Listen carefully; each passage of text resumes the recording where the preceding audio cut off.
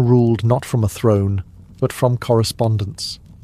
Her letters moved armies, negotiated treaties, and reconciled estranged nobles.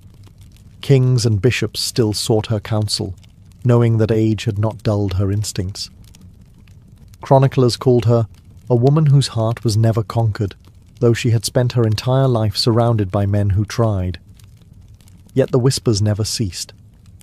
To the church, she remained suspect. Too worldly, too intelligent, too proud. To the poets, she was the embodiment of courtly love, the muse who had made adultery poetic and scandal fashionable. To her descendants, she was a reminder that royal blood often came with a taste for chaos. Her lineage would define Europe for centuries.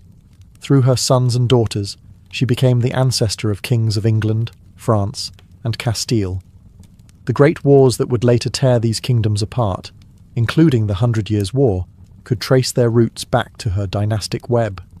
Even in death, Eleanor ensured that Europe would never forget her. But it wasn't just her political legacy that endured. She had changed the role of queenship itself. Before her, royal women were pawns. After her, they were players. Eleanor's life had redefined what it meant to be powerful and female in a world ruled by swords and sermons. She ruled through influence, through charm, through intellect, a subtler form of conquest that outlasted every empire her husbands built. In 1204, Eleanor passed away peacefully at Fontevraud, where she was buried beside Henry II and Richard the Lionheart, two men who had loved her, defied her, and never truly escaped her shadow. Her tomb, carved with serene dignity, shows her reading a book. Not a rosary, not a sword, but a story.